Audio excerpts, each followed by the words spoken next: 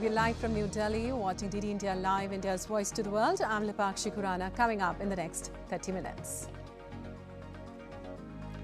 Russia and Ukraine to hold their first trilateral meeting with US officials in United Arab Emirates in a hope to end the 4-year-old conflict. US President Donald Trump says big force is moving towards Iran. Also, UN Human Rights Council to hold emergency session on Iran. EU Commission to propose major investment package for Greenland, while the US agrees to work with NATO on the Arctic islands' security. India's progressive pitch continues at World Economic Forum in Davos with major investments in key sectors and a call for joint action to tackle global challenges, the last day of the forum to witness remarks from leaders.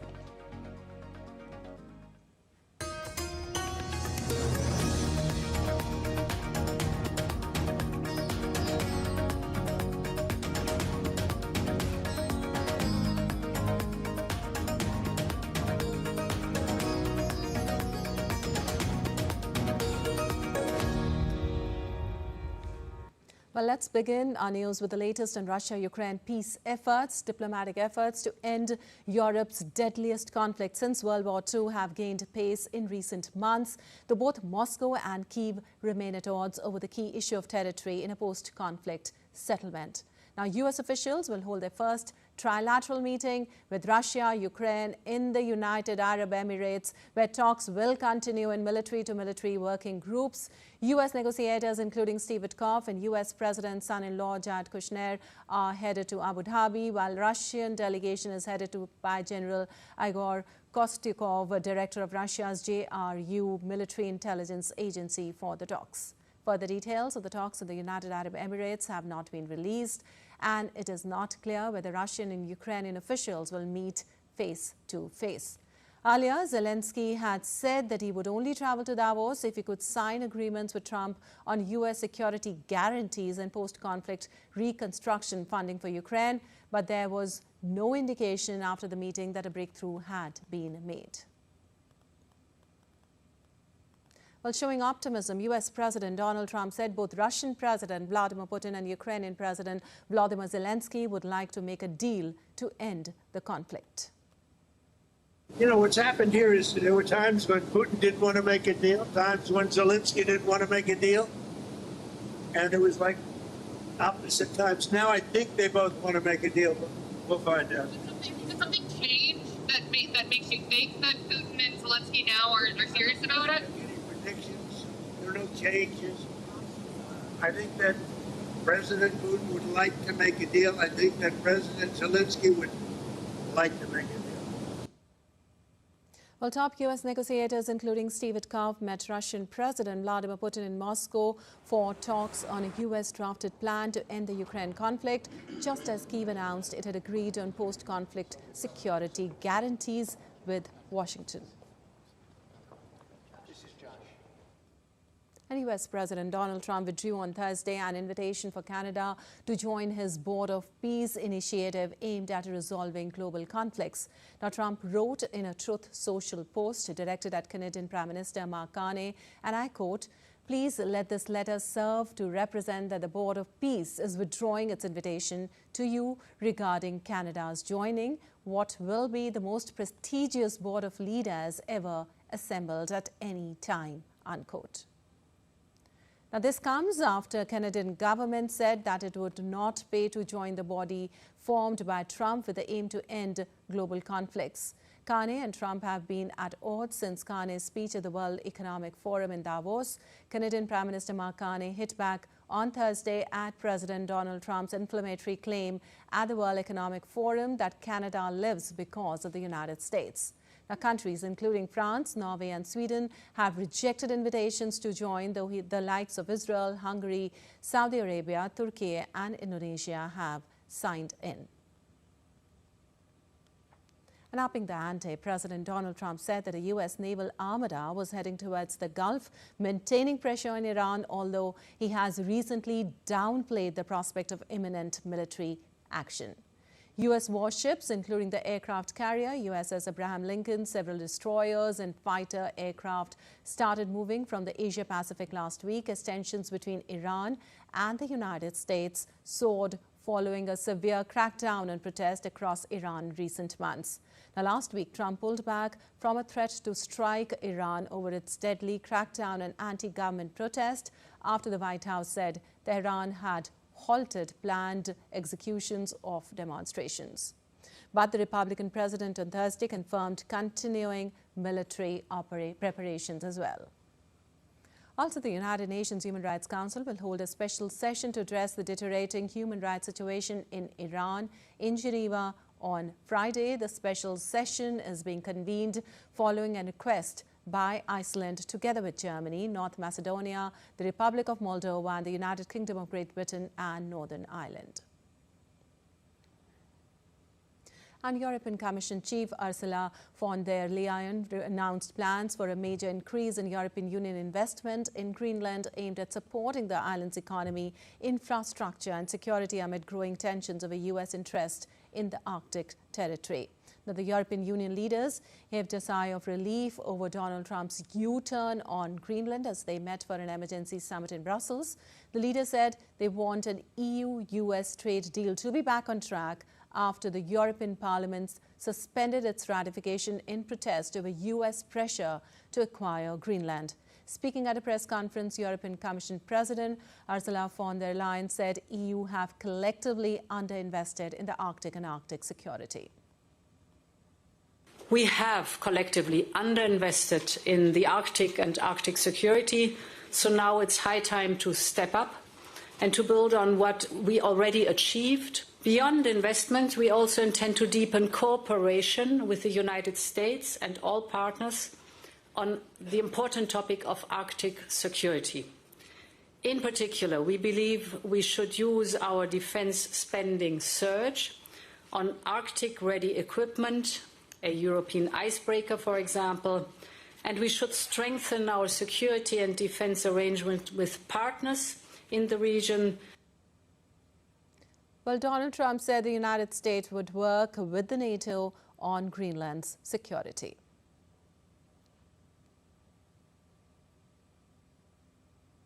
And our Greenland Prime Minister Jens Frederik Nielsen has come out and said sovereignty and territorial integrity are a red line.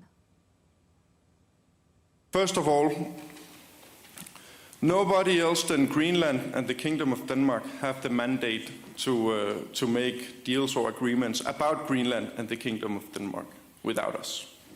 That's not going to happen. I don't know what there is in the agreement or the deal about my country that over some discussions I didn't attend. I don't know what concrete in it. What I'm saying is that we have a high-level working group that will sort things out. And U.S. House of Representatives Republicans narrowly defeated a resolution on Thursday that would have barred President Donald Trump from further military action in Venezuela without the authorization of Congress, days after a similar measure failed in the Senate. Now, the vote was largely along party lines in the narrowly divided chamber, where Trump's Republicans have a 218 to 213 majority. And Donald Trump on Thursday said U.S. oil companies will soon start drilling for oil in Venezuela, even as companies expressed concern about the viability of quickly returning to the country. We're going to start drilling very soon. We have the biggest companies in the world. We have them, and they're going to be going in. They're all negotiating right now. And we're representing the nation. And that's going to do two things. It's going to make the United States a lot of money. And it's also, going to make Venezuela a lot of money, but it's also going to bring down oil prices even further. Well, Japanese Prime Minister Sanae Takaichi resolved the parliament on Friday ahead of a snap election on February 8th, counting on her cabinet's high poll numbers. Now, the country's first woman premier had announced her intentions on Monday, seeking public backing for measures to shield households from rising living costs and increase spending on defense. Takaichi is hoping widespread support for her cabinet will help deliver her a stronger mandate, even though the LDP itself is battling low approval ratings and a string of scandals.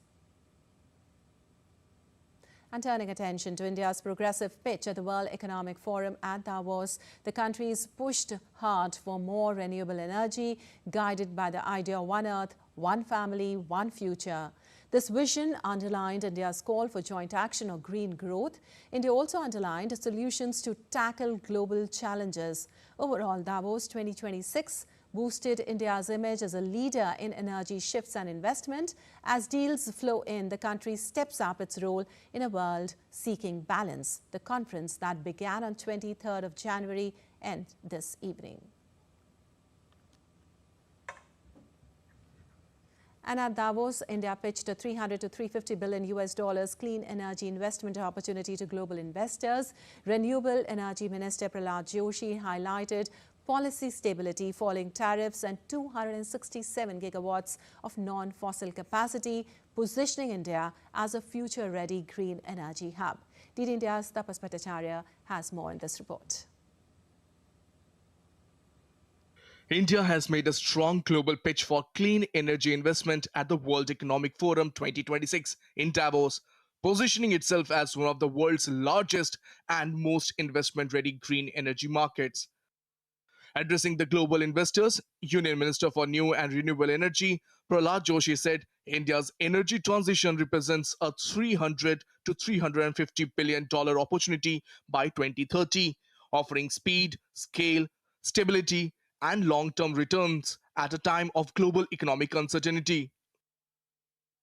India has already built 267 gigawatts of non-fossil fuel capacity as of December 2025 and is firmly on track to meet its 2030 clean energy goals. 267 gigawatt we have already reached as far as renewables are concerned. Means more than 52% of the energy mix is from the renewable now. We are having the manufacturing capacity of 144 gigawatt of module manufacturing, 27 gigawatt of cell manufacturing, which is going to shortly reach 50 gigawatt. The pitch rests on affordability, reliability, and energy security.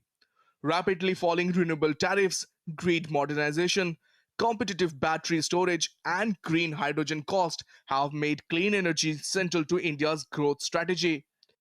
The government highlighted policy certainty, strong state-level execution, and a growing domestic manufacturing base as key strength for global investors. At Davos, India projected itself as a stable, future-ready destination for global clean energy capital. Tapas Bhattacharya's report, DD India. And still to come in this edition of DD India Live. Full dress rehearsal for the 77th Republic Day celebrations underway in New Delhi at Kartavya Path. Indian fields bloom with mustard flowers as the festival of Basant Panchami marks the arrival of spring.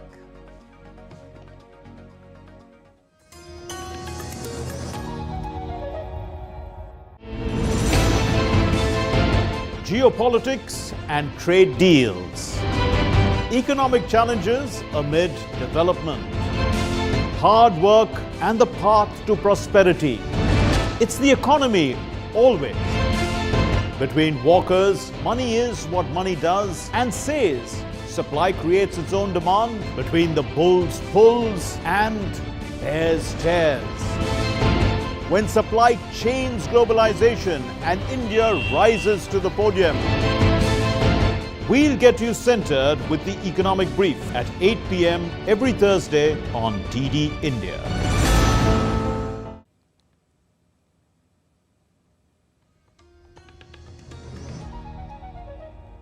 Welcome back. You're watching DD India Live. I'm Lipakshi Khurana. And moving on, Prime Minister Narendra Modi inaugurated, laid foundation stones and flagged off multiple development projects in Thiruvananthapuram, Kerala. The projects cover rail connectivity, urban livelihoods, science and innovation.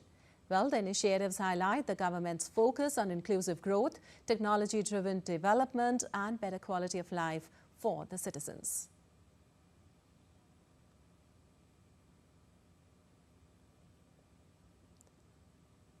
Also during the visit, the Prime Minister launched the PM Swanidhi credit card to strengthen urban livelihoods. PM Swanidhi loans were disbursed to 1 lakh beneficiaries, including street vendors from Kerala.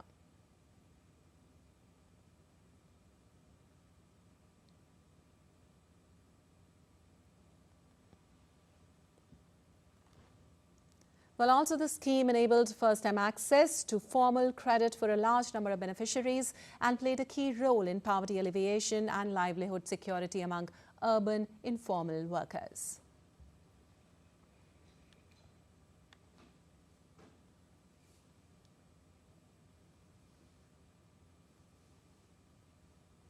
Moving on, the national capital witnessed heightened security and elaborate traffic arrangements on Friday as the full dress rehearsal for the 77th Republic Day celebrations is being held along Kartavya Path and adjoining areas. The rehearsal will follow the same route and schedule as the main parade on January 26th. Commuters have been advised to avoid the parade route and surrounding areas during the rehearsal hours and to use public transport wherever possible. Traffic restrictions are expected to remain in force from early morning until the conclusion of the event.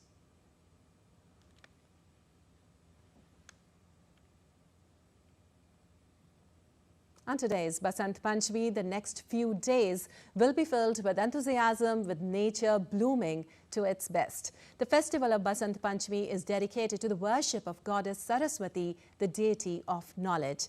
DD India's Adamya Mishra brings us more on this. Basant Panchami marks the end of the winter season and the arrival of spring, symbolizing the confluence of nature and knowledge. Celebrated on the 5th day of the bright fortnight of the Hindu month of Magh, the festival brings visible transformation in nature. Greenery spreads across the landscape, colorful flowers bloom, and the atmosphere is filled with renewed energy and enthusiasm. Fields covered with yellow mustard flowers and trees adorned with vibrant blossoms become a defining feature of the day, while the weather turns pleasant, offering a perfect balance between winter and summer. Basant Panchami is not only a celebration of nature but also holds deep spiritual significance as it is dedicated to the worship of Goddess Saraswati, the deity of knowledge, wisdom, art and music. The color yellow, symbolic of the spring season, dominates the celebrations. Wearing yellow attire, offering yellow flowers and presenting yellow-colored prasad are important traditions observed on this occasion. The day also holds special religious importance as Basant Panchami is considered highly auspicious for beginning any new work. Adamya Mishra's report for DD India. An ancient city, Varanasi, is gearing up to celebrate Goddess Saraswati on Friday as local artisans complete the crafting of Saraswati idols ahead of the festival. The ancient city of Varanasi is all set to celebrate Goddess Saraswati on Friday. Artisans here are now breathing easy after hectic days of crafting Saraswati idols, some of which were modelled on photographs provided by the customers. तैयारियां देखिए, public की demand के ऊपर तैयारी होती है हमारे यहाँ और हम 2 महीना पहले काम चालू करते हैं। जैसे डिमांड रहता है सबको, अब पीआई का फोटो लेकर आ रहा है, कोई अपना नॉर्मल तरीके से फोटो लेके आ रहा है, ऐसे चल रहा है। मॉडर्न मूर्ति भी चल रहा है 2-4 तो। According to some artisans, the enthusiasm among customers did fluctuate over the past few years. But these skilled artisans continued to create clay idols and used eco-friendly colors. पहले जितना उत्साह था इस साल 2 साल से कम है, फिर भी धीरे धीरे बढ़ रहा है। माने नया नया मूर्ति बनाने का चांस बढ़ रहा है, ये बना दो वो बना दो, ऐसे बन रहा है। मिट्टी है गंगा जी का और पीने वाला पानी जहाँ से आता है पोखरा का मिट्टी वही यूज करते हैं और काली कलर जो होता है वो वाटर कलर होता है। यहाँ पक्का पेंट यूज नहीं होता है मूर्ति में, क्योंकि मिट्टी का मूर्ति है। यही बात है, खास यही है। Saraswati Puja, also known as Basant Panchami, is a timeless tradition which is observed in many parts of India, and it coincides with the beginning of spring. And moving Moving on, India's flagship Vande Bharat Express has embarked on a new journey, its first sleeper edition. The train's maiden commercial run began on Thursday from Kamakhya in Assam to Howrah in West Bengal. Passengers are enjoying overnight travel with regional meals served on board, combining comfort and convenience. Our report takes a closer look at this premium, cost-effective travel experience. More in this report. India's showpiece high-speed express train, Vande Bharat, began a new journey on Thursday as a sleeper edition. The first commercial run of this sleeper train began from Kamakhya in Assam towards its destination Howrah in West Bengal. To enhance the overnight travel experience of passengers, delectable regional meals were served on board by the Indian Railways Catering and Tourism Corporation. Some passengers on board the Vande Bharat sleeper said that they had travelled from Howrah in West Bengal to Assam only to experience the first commercial run from Kamakhya. Travellers also praised the newly launched train for its convenient schedule and cost-effective journey, and claimed that it allowed them to travel overnight without relying on expensive flights. Prime Minister Narendra Modi had flagged off the first Vande Bharat sleeper edition on January 17th before Thursday's commercial run. And the nominations for the 98th Academy Awards were announced on Thursday at the Academy's Samuel Goldwyn Theatre in Beverly Hills, California. While most nominations came as no surprise, a few caught moviegoers off guard. Diptanshu Kashyap reports on the upcoming ceremony.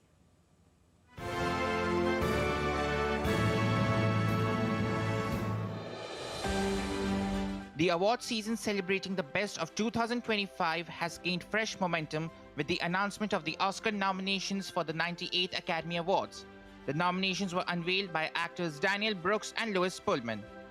Leading the race is Ryan Coogler's vampire horror thriller Sinners with 16 nominations, the most for any film this year and in Oscars history. Close behind is Paul Thomas Anderson's comedy thriller One Battle After Another with 13 nominations. Also in contention with 8 nods each are Frankenstein, Marty Supreme, and Sentimental Value. This year also marks the first time that the Academy will present an award for Best Casting. While many of the nominations came as expected, given the movie's strong performances at earlier award shows like the Golden Globes, several surprises and notable snubs caught fans off guard, leaving audiences, moviegoers, and cinephiles both delighted and disappointed. The ceremony is set to take place on March 15th at the Dolby Theatre in Los Angeles, with comedian Conan O'Brien set to return to host for a second consecutive year. Diptanshu Kashyap for DD India. And on to some sports news now. India will look to extend their series lead when they take on New Zealand at the second T20 International in Raipur today. Led by Suryakumar Yadav, the men in blue come in high on confidence after a dominant win in the first match, where they posted a massive 238 despite losing the toss. New Zealand face a tough challenge against an Indian side that has won 10 T20 International Series or tournaments in a row, including the World Cup and the Asia Cup.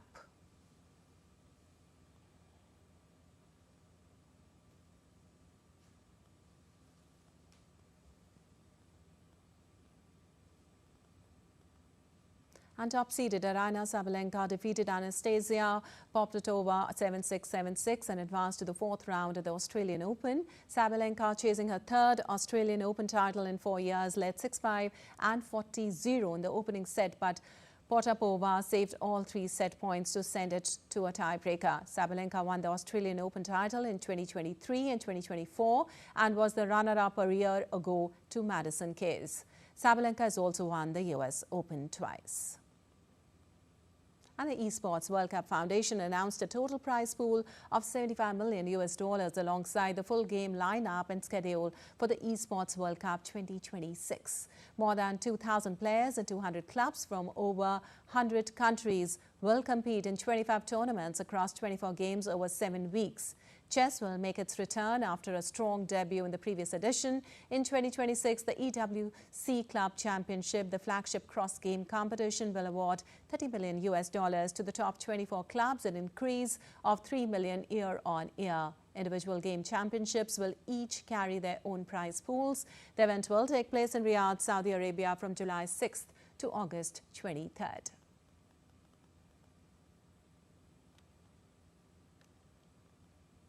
All right, that's all for this edition of DD India Live, but let us know your thoughts on the news of the day. For those on the go, you can get all the latest news and updates from India and across the world on the DD India mobile app. The app is available on both Android and iOS platforms. Scan the QR code on the screen to download now. We'll be back with more news as it breaks here on DD India. I'm Lipakshi Khurana from all of us here in Delhi. Thanks for watching DD India Live.